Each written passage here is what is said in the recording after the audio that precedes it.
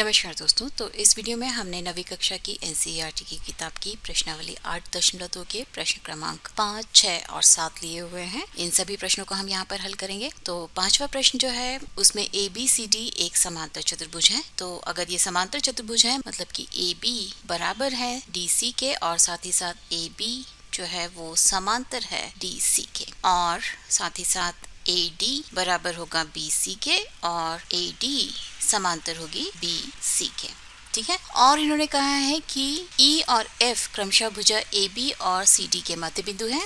तो AB का मध्य बिंदु E है मतलब कि ये इसके बराबर है और CD का मध्य बिंदु F है मतलब कि DF बराबर है FC के। ठीक है। और हमें दर्शाना है कि रेखाखंड AF और EC विकर्ण BD को समत्रिभाजित करते हैं। तो यहाँ पर यदि हम बात करें चतुर्भुज FCEA की, इस चतुर्भुज में FC बराबर है AE के और FC समांतर है AE के। मतलब कि चतुर्भुज FCEA एक समांतर चतुर्भुज है और अगर ये समांतर चतुर्भुज है तो इसके आमने सामने की भुजाएं जो है वे समांतर होंगी और बराबर भी होंगी। मतलब कि AF बराबर होगा EC के और साथ ही साथ AF जो है वो समांतर भी होगा EC के। तो हम सिर्फ ये और ये आपस में समांतर हैं, इसका चिन्ह यहाँ पर लगा लेते हैं। ठीक है। और अभी अगर हम बात करें त्रिभुज ABM की, इस त्रिभुज में E जो है वो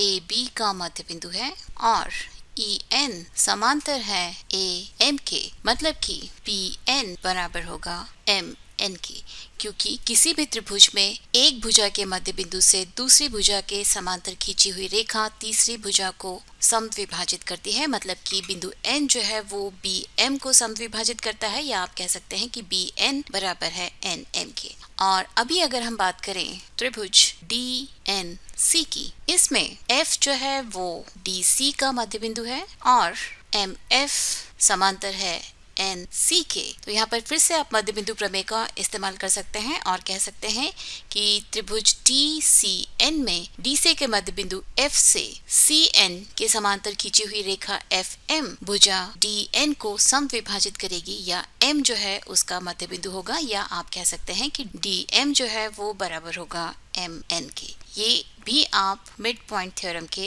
इस्तेमाल से कह सकते हैं और यहाँ भी आपने मिड पॉइंट थ्योरम का इस्तेमाल किया था। तो यहाँ से आप देख सकते हैं कि BN बराबर है MN के और DM भी बराबर है MN के। मतलब कि BN बराबर है MN के और MN बराबर है DM के। या आप कह सकते हैं कि रेखाएं AF और CE जो है वो विकर्ण BD को समत्रिभाजित करती हैं या 3 बराबर हिस्सों में विभाजित करती हैं। ठीक है। तो ये हमारा पांचवा प्रश्न हो गया और अभी हम छठवें प्रश्न की तरफ चलते हैं। छठवां प्रश्न जो है वो बहुत ही आसान है। एक्चुअली हमने इस प्रश्नावली का जो पहला प्रश्न हल किया था उसमें जो रिजल्ट्स मिले थे उनको हम यहाँ इस्तेमाल करके इस प्रश्न को बड़ी ही आसानी के साथ हल कर सकते हैं। लेकिन फिर भी हम उन सारे रिजल्ट्स को यहाँ पर एक बार फिर से प्रूव करेंगे, क्योंकि अगर ये प्रश्न अलग से आए तो आपको वो रिजल्ट्स जो हैं वो यहाँ पर फिर से प्रूव करने होंगे। तो इसमें हमें दर्शाना है कि किसी चतुर्भुज की सम्मुख भुजाओं के मध्य बिंदुओं को मिलाने वाले रेखाखंड परस्पर समद्विभाजित करते हैं। तो यहाँ पर मैंने एक चतुर्भुज ABCD बनाया है और उनके मध्य बिंदुओं EFGH को मार्क कर लिया है और फिर EG को खींचा है और FH को भी खींचा है और हमें प्रूव करना है कि यदि हम इस बिंदु को O मान लें तो EO बराबर होगा OG के और HO बराबर होगा OF के। हम सबसे पहले चतुर्भुज EFGH की रचना करेंगे तो वह कुछ इस तरह से दिखेगा और अभी हम प्रूव करेंगे कि ये जो चतुर्भुज है EFGH ये एक समांतर चतुर्भुज है। तो यदि हम विकर्ण AC को खींचे तो त्रिभुज ADC में E जो है वो AD का मध्य बिंदु है और F जो है वो DC का मध्य बिंदु है। तो यहाँ पर फिर से मिड पॉइंट थ्योरम का इस्तेमाल करते हुए, जिसमें कि किन्हीं भी दो भुजाओं के मध्य बिंदुओं को मिलाने वाली रेखा तीसरी भुजा के समांतर होती है और उसकी आधी होती है, हम कह सकते हैं कि EF समांतर होगा AC के और EF बराबर होगा AC बटा 2 के।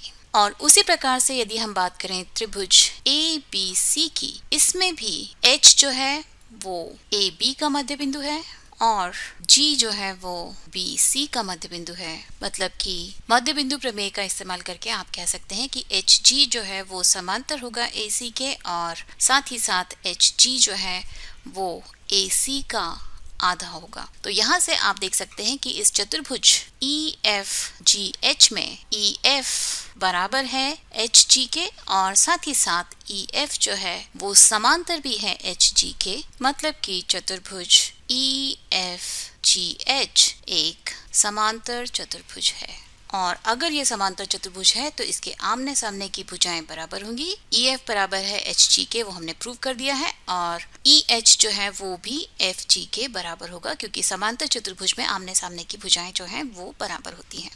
तो ये हुआ हमारा पहला स्टेप। और अभी हमें प्रूव करना है कि EG और HF जो है वो एक दूसरे को समद्विभाजित करती हैं। तो इस बिंदु को जहाँ पर ये दोनों रेखाएं एक दूसरे को इंटरसेक्ट करती हैं, हमने इसे मान लिया है O। और अभी यदि हम बात करें त्रिभुज EOF और त्रिभुज GOH की, यहाँ पर EF बराबर है GH के और साथ ही साथ ये वाला कोण बराबर होगा इस कोण के, क्योंकि ये दोनों जो हैं वे दो समांतर रेखाओं के बीच में एक तिर्यक रेखा द्वारा बने हुए एकांतर अंतः कोण है।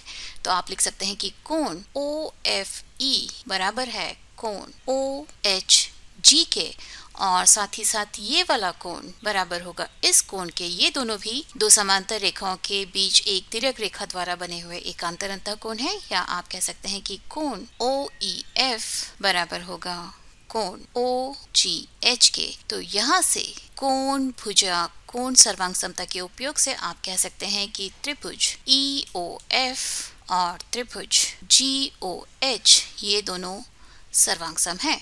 और अगर ये दोनों सर्वांग सम है तो इनकी संगत भुजाएं भी बराबर होंगी, मतलब कि OE बराबर होगी OG के और OF बराबर होगी OH के। या आप कह सकते हैं कि ये बिंदु O जो है वो इन दोनों भुजाओं EG और FH का मध्य बिंदु है, या आप कह सकते हैं कि ये दोनों विकर्ण जो है वो एक दूसरे को समद्विभाजित करते हैं। तो ये हुआ छठवां प्रश्न। और एक्चुअली देखा जाए तो इस प्रश्न को हम पार्ट में पहले ही हल कर चुके हैं। पहले हम हल कर चुके हैं कि किसी भी चतुर्भुज के भुजाओं के मध्य बिंदुओं को मिलाने से बनने वाला चतुर्भुज जो है वो एक समांतर चतुर्भुज होता है, और हम ये भी प्रूव कर चुके हैं कि समांतर चतुर्भुज के विकर्ण जो है वो एक दूसरे को समद्विभाजित करते हैं। और चलिए अभी हम सातवें प्रश्न की तरफ चलते हैं। सातवां प्रश्न भी बहुत ही आसान है। इसमें हमें दिया हुआ है ABC एक त्रिभुज है जिसका कोण C एक समकोण है, मतलब कि ये जो है वो 90 डिग्री का है, और AB के मध्य बिंदु M,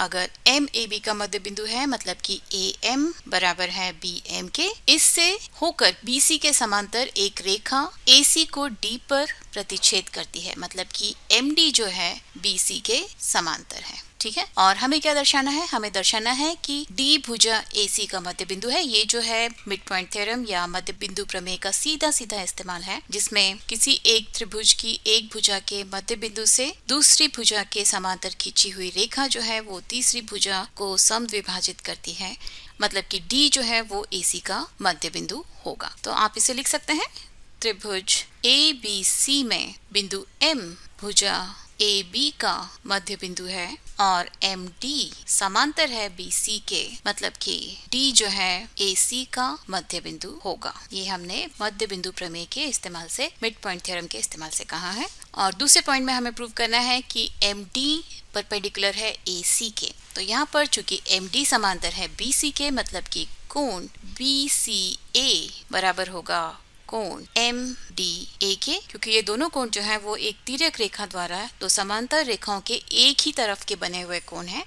तो ये दोनों कोण जो है वो बराबर होंगे, मतलब कि ये कोण भी जो है वो 90 डिग्री का होगा। तो MD परपेंडिकुलर है AC के, ये भी हमने प्रूव कर दिया। और तीसरे पॉइंट में हमें प्रूव करना है कि CM बराबर है MA के, और वो दोनों जो है वो AB के आधे हैं। और अगर ये कोण 90 डिग्री का है, मतलब कि ये वाला कोण भी जो है वो 90 डिग्री का होगा। और MC को यदि मैं जोड़ूं तो हमें दो त्रिभुज मिलते हैं, AMD और त्रिभुज CMD की अगर हम बात करें तो इसमें MD बराबर है MD के, और कोण MDA बराबर है कोण MDC के, और चूंकि DAC का मध्य बिंदु है, मतलब कि DA बराबर है DC के, या यहाँ से भुजा कोण भुजा के इस्तेमाल से आप कह सकते हैं कि त्रिभुज AMD और त्रिभुज CMD ये दोनों सर्वांग सम होंगे। और अगर ये दोनों सर्वांग सम है मतलब कि AM बराबर है CM के, और AM जो है वो AB का आधा है,